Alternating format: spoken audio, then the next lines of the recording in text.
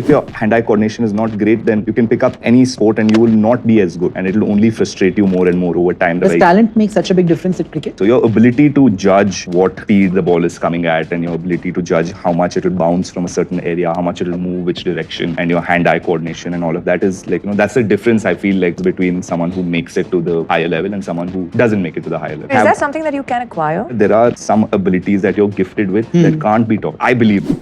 Yeah. So one of the hard truth that KL Rahul spoke about, जब हम लोग grow हो रहे होते हैं और पेरेंट्स लोग हैं एक स्पेसिफिक एक डायरेक्शन में जाने की कोशिश बोलते हैं, और बहुत लोग को रियलाइज़ नहीं होता, खुद चाइल्ड को रियलाइज़ नहीं होता कि वो किस चीज़ में ठीक है, किस चीज़ में इंटरेस्टेड है, और एक्सटर्नल नॉइजेस बहुत ज़्यादा हैं। तो एक बड़ा एक सिंपल जो टॉपिक है जो नेचर वर्सेस नेचर, और समटाइम्स एक कहीं इंटरव्यू में मैंने देखा था संतोष राणा जो बोलते थे, एक बहुत ही बढ़िया कोट है, कहीं पे शायद मिलेगा तो आप उसको देखिएगा, कि जो भगवान देता है, जो नेचर देता है, वो बहुत ज़्यादा देता है, और जो हम लोग अचीव करते हैं मेहनत कर करके थोड़े से इम्प्रूव करते हैं, उसके कंपेरिजन बहुत छोटा है, वो कभी कंपैरिजन किया नहीं जा सकता है। तो आज की वीडियो में इसी के बारे में कुछ हम लोग समझने की कोशिश करेंगे कि ये जो लड़ाई है कि हम करना चाहते हैं और जो हम एबिलिटी हमारे में दिया गया है उसके बीच में क्या लड़ाई है, और फिर आगे बीच में एक्सटर्नल सोसाइटी और पेरेंट्स और सारे घर वाले भी आते हैं, सो दैट कि आप काफ़ी ज़्यादा कन्फ्यूज स्टेट में हो जाते हैं। तो एक बहुत ही चीज़ें हैं जैसे लोगों को रिकॉग्नाइज शायद बाद में होता है, वो है कि हम किस चीज़ में ठीक हैं, और कभी कभी हम एक्सटर्नली कोई आसपास में अचीव किया होता है तो हमारे घर वाले उसी के तरफ पुश करने की कोशिश करते हैं। हमारी कंपनी में बहुत लोग आते हैं, तो इनिशियली मैं रॉ टैलेंट को हमेशा हायर करता हूँ, तो उनको देख करके, उनके एबिलिटीज़ को देख करके मैं शिफ्ट करते रहता हूँ कि क्या चीज़ में वो ठीक कर सकते हैं, क्या चीज़ में नहीं कर सकते हैं, और बहुत बार इवेंचुअली सक्सेस मिलता है, वो सही जगह पे पहुँचते हैं। तो बेसिकली यही है कि आप भगवान ने कोई चीज़ आपको गिफ्ट दिया होता है, और गिफ्ट इतना ज़्यादा बड़ा होता है जिसको आप कभी अपने प्रैक्टिस से अचीव नहीं किया जा सकता है। होते हैं लोग कुछ कर लेते हैं अपनी जिद की वजह से, लेकिन वो बहुत टाइम लग जाता है, 7-8 वर्ष लग जाते हैं उस चीज़ को करने में, और वो नेचुरल नहीं होते, वो धीरे धीरे एज के साथ फेड हो जाता है। तो जनरली जैसे मैं जब लोग आते हैं तो उसके बारे में डिस्कशन होती है कि क्या चीज़ कर सकते हैं, क्या चीज़ में इंटरेस्टेड है। ये दोनों थोड़ा डिफरेंस है, जैसे आप क्या चीज़ में इंटरेस्टेड है might be different than what you can do. तो आपको एक इंटरसेक्शन पॉइंट ढूंढनी पड़ती है कि ऐसा क्या चीज़ है जो हम कर सकते हैं, और क्या ऐसा चीज़ है जो मैं चाहता भी हूँ। तो बेसिकली यदि आप देखें तो कुछ लोग का जो एबिलिटी होती है, कुछ लोग प्रॉब्लम सॉल्विंग का एबिलिटी होती है, वो कोई भी सिचुएशन में डाल दें तो वो प्रॉब्लम सॉल्व कर लेते हैं और वहाँ से निकल जाते हैं। ऐसे लोग जनरली यदि कंपनी में हो तो आप नॉर्मली कोई भी हार्ड सिचुएशन उनको डाल दो, वो कहीं ना कहीं सोल्यूशन ढूंढ करके लेके आ जाएंगे।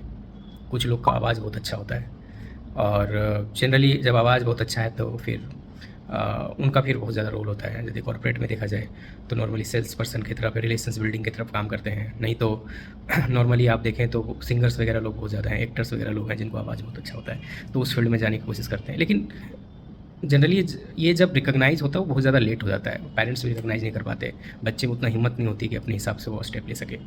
किसी किसी का इंट्यूशन बहुत अच्छा होता है, वो आगे की चीज़ें कर सकते हैं। तो जब भी आप किसी कंपनी के इसमें हो और कोई आगे की कुछ स्ट्रैटेजी बनानी है तो बहुत अच्छे काम में आते हैं। तो ऐसे केसेस में यदि आप किसी कंपनी में और कोई चीज़ आप गिफ्टेड हो तो आप उनसे पूछ सकते हो कि यार इसको मैं अपने ढंग से कर सकता हूँ, और यदि आप कर लेते हैं तो ऑब्वियसली आपका जो वैल्यू बढ़ता है।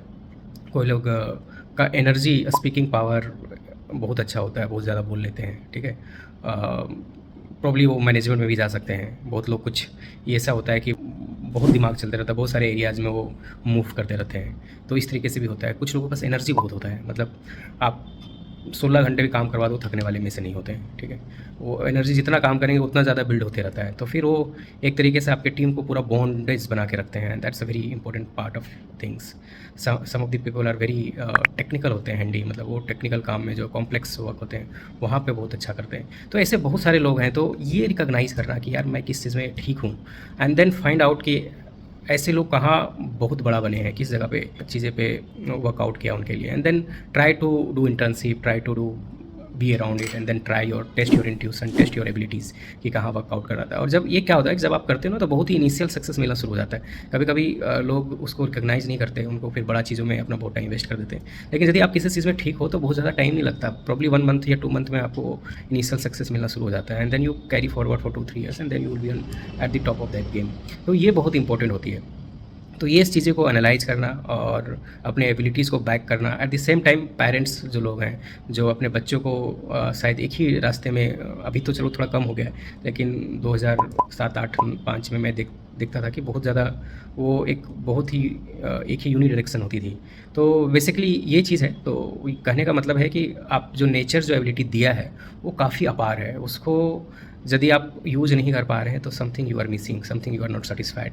एंड एक चीज़ और भी होता है कि यदि आप उस एबिलिटी को यूज़ नहीं कर रहे तो अनसेटिस्फाइड होते हैं, and sometimes you don't explore that और पूरा लाइफ निकल जाती है। देन यू फील लाइक यार मैं बहुत कुछ कर सकता था लेकिन कुछ किया नहीं। So that's always fight between you know what you interest and what you have ability, and at the same time आपका पूरा जो समाज होता है वो किस तरीके से आपको कंडीशन कर रखा है वो भी बहुत बड़ा फैक्टर होती है। तो आई वुड से कि रिकॉग्नाइज अर्ली कि क्या आप में है।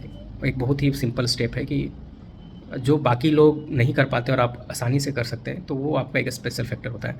And try to find out कि कौन ऐसे लोग हैं जो बहुत बढ़िया किए हैं करियर में, and then just go around that little bit little, and then you will able to see कि बहुत ही आसानी से चीज़ें हो रही हैं, and then you are able to contribute as well. So this video for that. Thank you very much. Hope you like this video and subscribe my channel.